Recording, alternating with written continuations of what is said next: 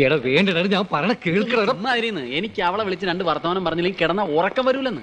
എടാ ഈ നേരത്ത് ഫോൺ ചെയ്ത് അവളുടെ വീട്ടിൽ വേറെ ആരെങ്കിലും ഒക്കെ ഉണ്ടാവൂടാ. ഞാനെന്താ ആദ്യം ആരാ ഫോൺ എടുക്കുന്നത് നോക്കാം.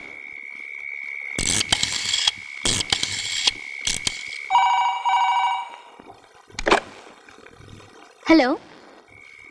സന്ധ്യമയങ്ങും നേരം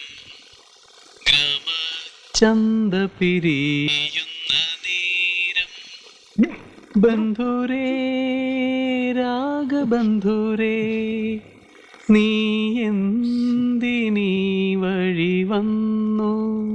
നിങ്ങൾ ആരാ? ഞാൻ യേശുദാസൊന്നുമല്ല, സാബു. എന്നെ അറിയില്ലേ? താൻ ഇന്ന് എൻ്റെ ഫ്രണ്ട്സിൻ്റെ മുമ്പിൽ വെച്ച് എന്നെ ഇൻസൾട്ട് ചെയ്തിട്ടും ഞാനൊന്നും മിണ്ടാതെ നിന്നത് എന്തുകൊണ്ടാണെന്നറിയോ?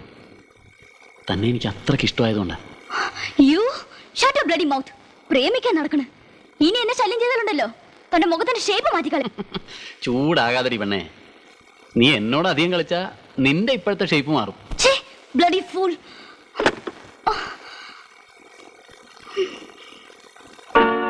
നിങ്ങൾ എന്നോട് സമാധാനം പറയരുത്. നാണവും നന്ദിയും ഇല്ലാത്ത മനുഷ്യൻ.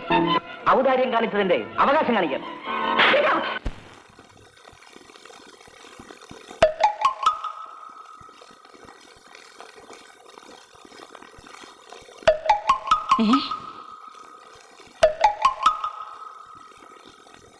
അച്ഛൻ ഇത്രക്കാരനാണെന്ന് ഞാൻ കരുതിയില്ല. എന്താ എന്തു പറ്റി? ദേ അച്ഛൻ ഇതിനാണോ ഈ സ്ഥാപനം നടത്തുന്നത്? അത് എന്താ ഉണ്ടായേ? എന്തുണ്ടായെന്നോ? കുടുംബത്തിൽ പറഞ്ഞവളാ ഞാൻ. അച്ഛൻ ഇങ്ങനെ കാണിക്കുന്നത് ശരിയല്ല. ഞാൻ എന്ത് കാണിച്ചെന്നാ പറയണേ? എന്ത് കാണിച്ചെന്നോ? എന്റെ മോൾ ഇവിടെ പഠിക്കണ്ട. ഞാൻ ഇപ്പൊ വിളിച്ചോണ്ട് പോകും. എന്താ എന്താ എന്താ ഉണ്ടായത്? എന്തുണ്ടായെന്നോ? അച്ഛനോട് തന്നെ ചോദിച്ചു നോക്ക്. എന്താ അച്ഛോ? ദേ ഇത് തന്നെ. അയ്യോ, ഇതാണോ കാര്യം? അത് അച്ഛന് ഞരമ്പിന് അസുഖമായിട്ട് ചെറുപ്പത്തിലേ പറ്റിയ ഒരു തകരാറ്. അയ്യോ ക്ഷമിക്കണം അച്ഛോ, ഞാൻ അറിയാതെ പറഞ്ഞു പോയതാ. വാ അച്ഛോ, സത്യത്തിൽ ഇവിടെ എന്താ ഉണ്ടായത്? താണ്ടമ്മ ഇങ്ങോട്ട് വരൂ. ഞാനൊരു കാര്യം പറഞ്ഞാ വേറെ ആരോടെങ്കിലും പറയോ? ഇല്ല അച്ഛോ. താണ്ടമ്മയ്ക്ക് പകരം ഞാൻ വേറെ ആളെ അന്വേഷിക്കേണ്ടി വരുമോ? അയ്യോ വേണ്ട അച്ഛോ.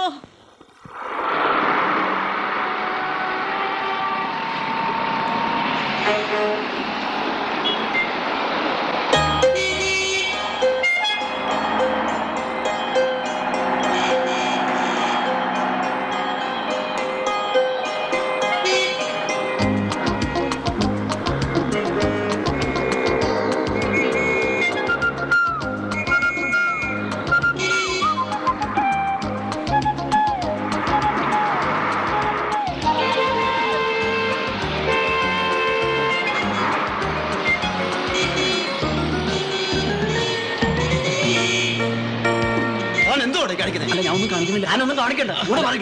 പറഞ്ഞോട്ടെ. ഒന്നും പറയണ്ടോ? അല്ല സാറേ പ്ലീസ് നടക്കാൻ ഇങ്ങോട്ട് നടക്കാൻ പറഞ്ഞില്ലേ? സാറിന്റെ വണ്ടി വണ്ടി വിട. ഞാൻ ഇങ്ങോട്ട് നടക്കണം. ആ വണ്ടി എടുത്ത് വരികെ. വണ്ടി വിട്ടു. കമ്പോളും.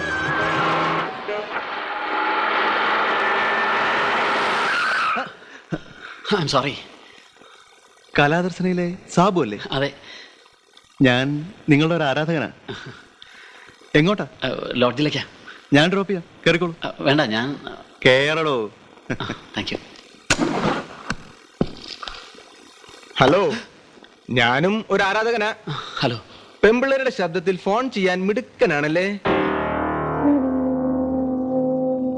ഇല്ല. നിനക്കൊക്കെ മലയാള നടന്മാരുടെ ശബ്ദാനുകരിക്കാനല്ലേ അറിയൂ. ഹിന്ദി നടന്മാരുടെ ഇടി എങ്ങനെയാണെന്ന് അറിയാമോ? അമിതാഭ് ബച്ചൻ, അനിൽ കപൂർ, ജാക്കി ഷ്രോഫ്.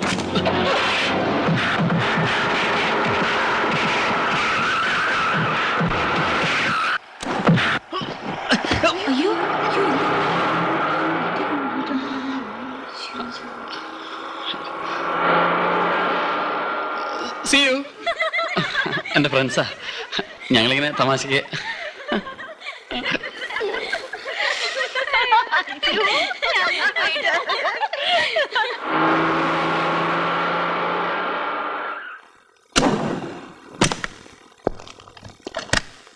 സന്ധ്യേ, നീ പറഞ്ഞതുപോലെ തന്നെ ചെയ്തിട്ടുണ്ട്. മിമിക്രിക്കാരനെ കൊണ്ട് ഏത്ത പിടിപ്പിച്ചു. ഇടി കൊണ്ട് റോഡിൽ കിടക്കുക, വണ്ടി കയറി ചത്തോന്ന് തന്നെ സംശയ. താങ്ക് യു അച്ചായ. വേണം, അങ്ങനെ തന്നെ വേണം. ഓ, അവന്റെ ഒരു സന്ധ്യ മയങ്ങും നേരം. എടാ ഞാൻ അപ്പോഴേ നിന്നോട് പറഞ്ഞല്ലേ ഫോൺ ചെയ്യാനൊന്നും പോകണ്ടെന്ന്. ഫോൺ ചെയ്യേണ്ട റിയാക്ഷൻ ആണ് ഇത്. അങ്ങനെ വിടാൻ പറ്റില്ല. വെറുതെ ഫോൺ ചെയ്ത് 2 വർത്തമാനം പറഞ്ഞാൽ തല്ലേന്നൊക്കെ വെച്ചാ. അവളുടെ ബ്രദേഴ്സ് ആണെന്ന് നിനക്ക് ഉറപ്പാണോ? പിന്നെ അവന്മാരുടെ അടിയും കൊണ്ടുവച്ച ആണാണെന്ന് പറഞ്ഞ് നടന്നിട്ട് കാര്യമില്ല. നാളെ തന്നെ തിരിച്ചടിക്കണം. അവരെ കണ്ടാ നിനക്കറിയാമോ? ആ. ആ എന്നാ പിന്നെ ഒന്നും നോക്കാനില്ല.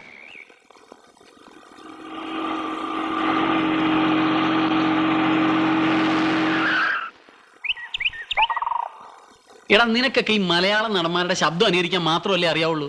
അതുകൊണ്ടൊന്നും ഒരു കാര്യമില്ല. നല്ല ഹിന്ദി നടന്മാരുടെ ഇടി പഠിക്കണം. ഹിന്ദിയാണന്മാരുടെ അടി പഠിക്കണമെങ്കിൽ ആദ്യം കരാട്ടെ പഠിക്കണ്ടേ? എന്തിനാളിയാ കളരി പോരെ? കരാട്ടയും കളരിയും ഒന്നും വേണ്ട. നല്ല നാടൻ അടിയുണ്ടല്ലോ, അതാണ് ബെസ്റ്റ്. സ്റ്റേജിൽ ഈ ഐറ്റം പ്രസന്റ് ചെയ്യുന്നതിന് മുമ്പ് നമുക്ക് ഇവിടെ വെച്ച് തന്നെ ഒന്ന് പ്രാക്ടീസ് ചെയ്ത് നോക്കാം. അതിനെന്താ, എളുപ്പമല്ലേ? ദേ ഈ സാറന്മാരോട് ചോദിച്ചറിയാ ഹിന്ദി നടന്മാരുടെ ഇടി എങ്ങനെയാണ്. നിനക്കൊക്കെ ഒരു പ്രാവശ്യം കിട്ടിയത് പോരാ അല്ലേ? അതെ, അന്ന് ഇവന് മാത്രമല്ലേ കിട്ടിയുള്ളൂ. ഇന്ന് നമ്മൾ എല്ലാവരും കൊള്ളാൻ കണക്കാക്കിയാ വന്നിരിക്കുന്നത്. എന്നാ പിടിച്ചോ.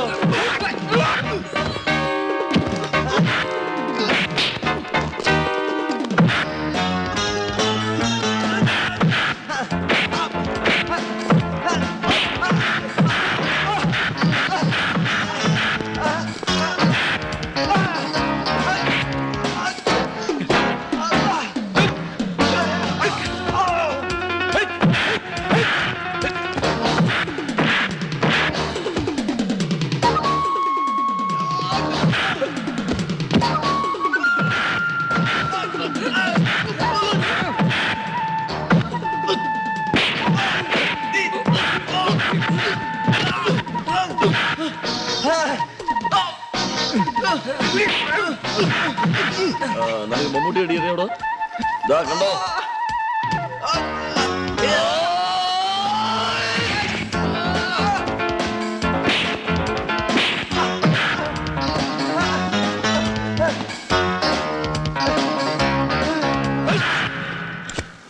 നിനക്ക് MGR സ്റ്റൈൽ അറിയാമോടാ? നാനാണ് കിട്ടാൽ നടந்து விட்டால் இந்த படமாட்டான் உயிருள்ளவரை ஒரு துன்பமில்லை அவர் கண்ணீர் கடலிலே விழமாட்டார் அவர் கண்ணீர் கடலிலே விழமாட்டார் നാരായണയിട്ടാൽ അത് നടந்து വിട്ടാൽ. നിനക്ക് ഈ മോഹൻലാലിന്റെ ഇടി അറിയാവോ?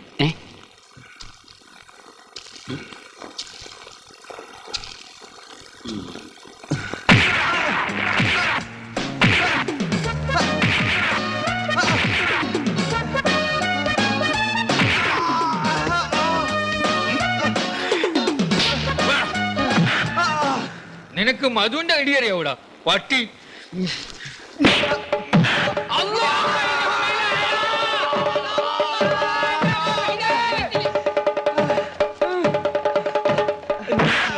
പ്രേം നസീറിന്റെ ഇടി കണ്ടിട്ടുണ്ടോ?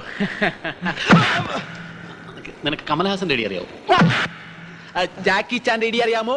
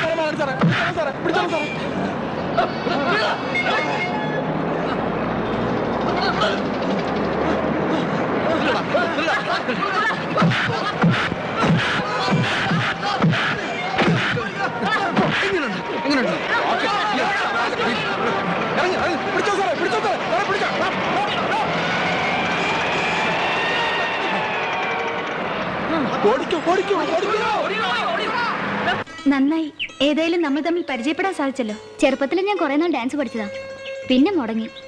കണ്ടിന്യൂ ചെയ്യണമെന്നുണ്ടായിരുന്നു. ഹോസ്റ്റലിൽ നിന്ന് പഠിക്കാൻ തുടങ്ങി ഫ്രണ്ട്സും കമ്പനിയൊക്കെ ആയപ്പോ പിന്നെ സമയം കിട്ടിയില്ല.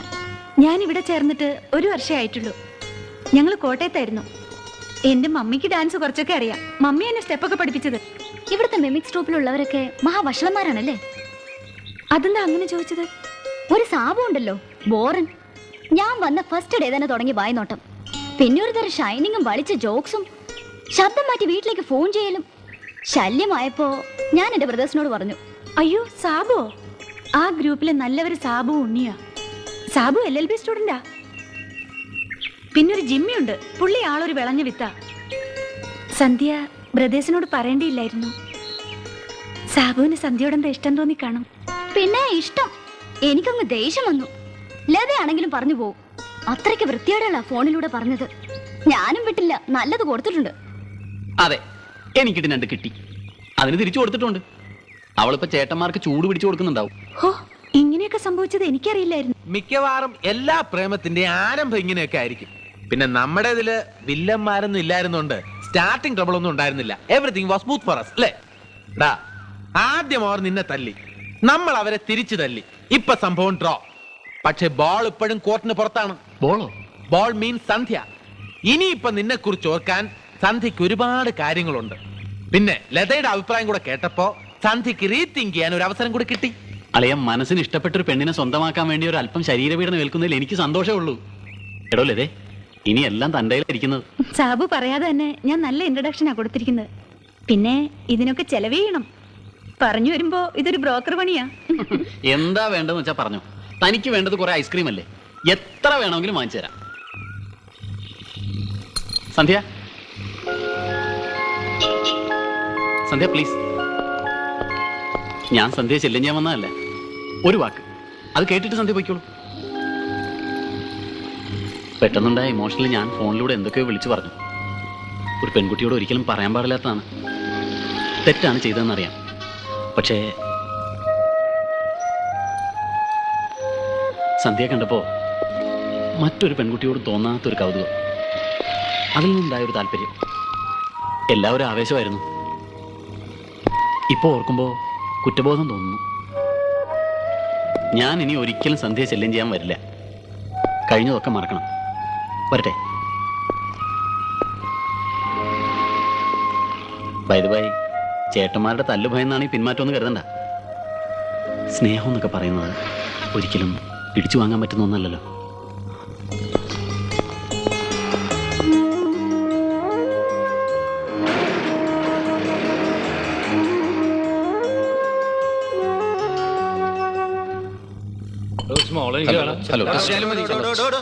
പ്രോഗ്രാം തുടങ്ങേണ്ട സമയമായി. ആൾക്കാർ ബഹളം കൂട്ടിക്കൊണ്ടിരിക്കുക. താൻ എന്തോട് തലയിൽ തുള്ളിക്കൊണ്ടിരിക്കുന്നത്?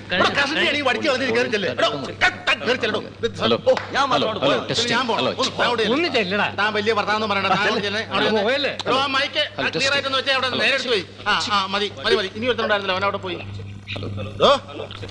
തന്നോട് വെള്ളം അടിച്ച് സ്റ്റേജിൽ കയറുന്നത് ഞാൻ പല പ്രാവശ്യം പറഞ്ഞിട്ടില്ലേ? ആശാനെ സ്വല്പം അടിച്ചിട്ട് കയറിയ പെർഫോമൻസ് നന്നാവും. താൻ ചങ്ങനാശ്ശേരി പ്രോഗ്രാമിൽ വെള്ളം അടിച്ച് സ്റ്റേജിൽ കയറിയിട്ട് തന്റെ പെർഫോമൻസ് കൂടെ ഞാൻ കണ്ടതാ. എടോ, താൻ നശിപ്പിച്ച് കുളമാക്കിയില്ലോ. താൻ അതെ, സ്റ്റേജിന്റെ മുമ്പേ കാണാൻ കൊള്ളാവുന്ന പെങ്കൊച്ചുങ്ങൾ വല്ലതും ഉണ്ടെങ്കിൽ ഇവ അവരെ നോക്കി വായും പൊളിച്ചിരിക്കും. മമ്മൂട്ടി അവനെ കൊണ്ട് വെള്ളം അടുപ്പിക്കരുത്. ഇയാള് വലിയ പുണ്യാണ്. അയ്യേ, ഇതെന്തൊരു വൃത്തികേടാ. അങ്ങനെ കളഞ്ഞാൻ പറ്റൂല, അകത്തോട്ട് കളയാം. ഈ കാലഘട്ടത്തിലെ ഏറ്റവും വലിയ കലാമാധ്യമമായ സിനിമ നമ്മളെ മാത്രമല്ല ദേവലോകത്തെ പോലും സ്വാധീനിച്ചു കഴിഞ്ഞു. വിശ്വാമിത്ര മഹർഷിയുടെ തപസ്സിളക്കാൻ ദേവേന്ദ്രൻ അപ്സരസുകളെ ഭൂമിയിലേക്ക് അയക്കുകയുണ്ടായല്ലോ. ആദ്യം അയച്ചത് മാദകമോഹിനിയായ ഉർവശിയായിരുന്നു.